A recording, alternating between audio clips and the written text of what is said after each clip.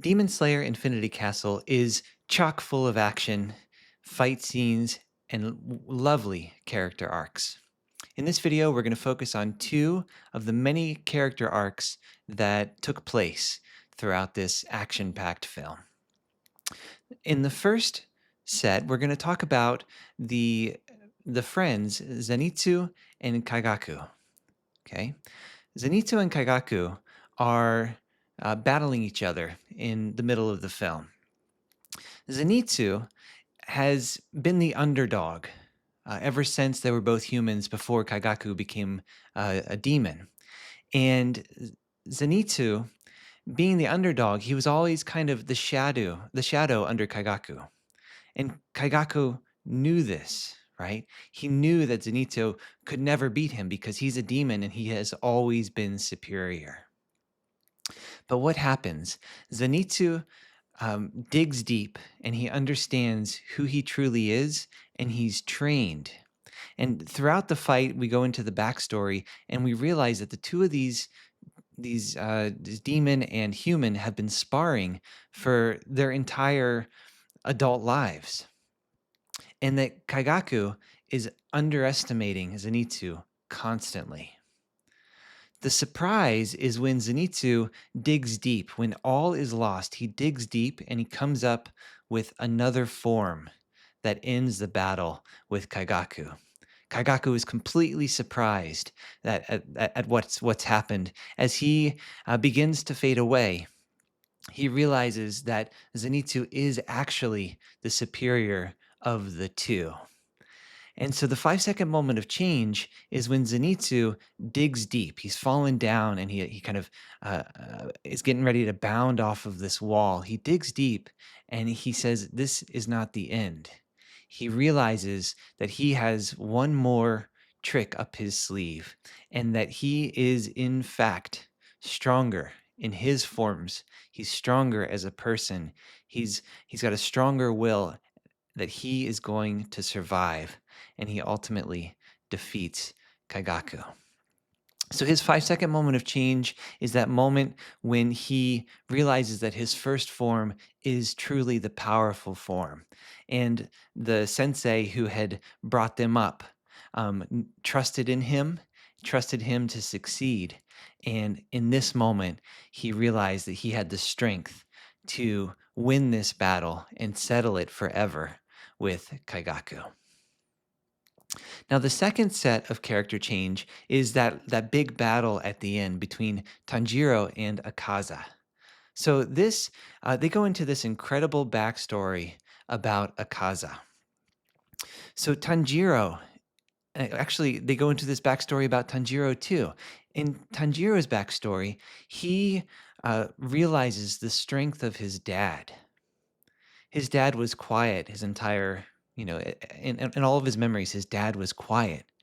But there was this moment that Tanjiro experienced with his dad that demonstrated his dad's complete selflessness and proficiency when he stands up to the bear. And Tanjiro realizes that that's what he has to do to defeat Akaza, who's the demon. So in Tanjiro's arc, he realizes that pushing and pushing and trying to fight isn't going to win. He needs to calm himself down, become selfless, and enter a higher realm of being to be able to defeat Akaza. And that's what he does. He does the fatal blow that chops off Akaza's head. Tanjiro's 5 second moment of change is when he realizes who his father was. He realizes what he has to do, and he slowly creeps up as getting ready to do a selfless act uh, behind Akaza.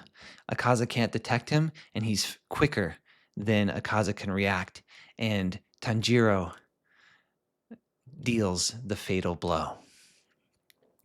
Now, Akaza's backstory, it was about 45 minutes of backstory at the end of this film.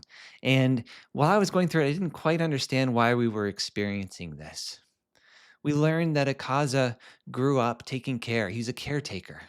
And we learned that he vowed to be stronger. and to be the strongest that he possibly could. And that's the thing that led him in his adult life. He had some moments when he was younger where he got into trouble, and he changed through love. He changed because he fell in love with a sensei and his daughter who he was taking care of. But through tragedy, he vowed in his human form, he vowed to be as strong as he possibly can. And that kept him going. That kept him going up to the moment, even after his head was chopped off. He's trying to regenerate because of how strong this inner world is for Akaza. He's doing all these incredible things that demons shouldn't be able to do, and his head fades away, and he starts to regenerate it.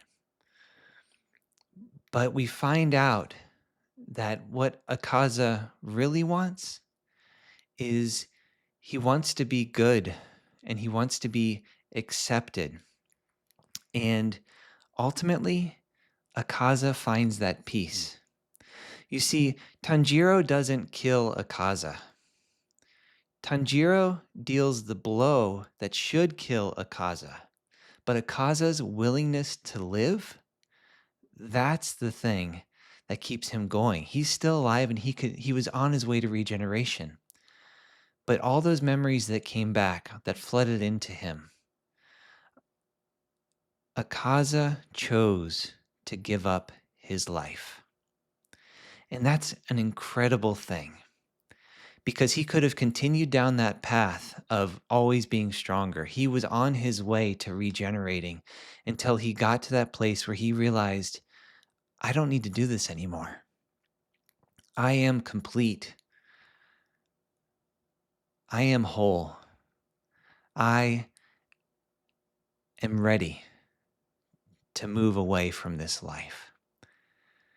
And as soon as he realizes that, that's his 5-second moment of change. As soon as he realizes that, he gives up his will to live, and he begins to disintegrate into ash. That Akaza arc was absolutely lovely. The payoff, the fact that Tanjiro, snuck up on him and figured out how to transcend into a higher realm, that was powerful. But what was more powerful was that Akaza's willingness to live, his entire background, his entire identity, he chose to let go and not continue to fight. And that is a lovely moment in this film.